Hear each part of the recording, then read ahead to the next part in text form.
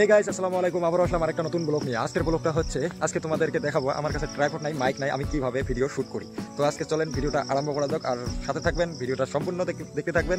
আমি এক গাছের নিচে বসে আমি ভিডিও বেশি করে বানাই, সেখানে আমার খুব সুন্দর ভিউ দেখা যায়। তো আপনারা সাথে থাকবেন, আজকে তোমাদেরকে দেখাতে যাচ্ছি আমার সামনে। বন্ধুরা দেখতে পাচ্ছেন আমি এখানে এই জায়গায় আমি মোবাইল রাখি, এই জায়গায় রেখে আমি নদীর সামনে যদি ভিডিও বানাই, সেখানে এইটার ভিউ নেই। আর আমার এইদিকে দেখতে পাচ্ছেন ভিউগুলো সুন্দর ভিউ, এই ভিউয়ে যদি আমাকে ভিডিও নিতে হয় তখন আমি এই দিকে ক্যামেরা করে এখানে মোবাইল রাখি। আর নদীর ওই দিকে যদি আমাকে ক্যামেরা ভিডিও নিতে হয়, শুট নিতে হয়, তবে আমি ক্যামেরা ওই দিকে রাখি। তো আপনাদেরকে আজকে দেখালাম যে আমি ভিডিও কোন জায়গায় থেকে বানাই।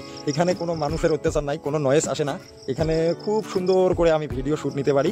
তো আপনারা দেখতে পারলেন আমি কি কত কষ্ট করে এখানে ভিডিও বানাই। তো আমার কষ্টটা যদি আপনাকে একটু মেহসুস হয়, তো আপনারা অবশ্যই আমার চ্যানেলটিকে সাবস্ক্রাইব করবেন।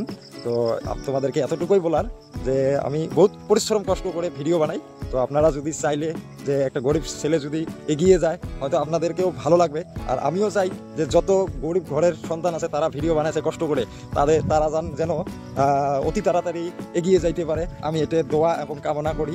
তো আপনারাও দোয়া করবেন, কামনা করবেন যাতে আমিও একদিন এগিয়ে যাইতে পারি। এখনও আমার মনে অনেক আনন্দ, ভালোবাসা দিছেন। আমার চ্যানেলে 10টি সাবস্ক্রাইব পার হয়ে গেছে। তো আপনারা সাথে থাকবেন। আর আমার চ্যানেলে যদি নতুন হয়ে থাকেন অবশ্যই সাবস্ক্রাইব করতে ভুলবেন না। দেখতে পাচ্ছেন আমি এই পাট খেত দিয়ে আমি ঘরে যাইতেছি এখন। আপনাদেরকে তো দেখালাম, আগে ঘরে থেকে আসতে ভিডিও বানাইতে পারি নাই, অনেক লোকজন আসলো। আমি তো জানেন আমার ভিডিও বানাইতে একটু শরম লজ্জা লাগে। তো সেই জন্য আমি আর ভিডিও লোকের সামনে বানাইতে পারি না।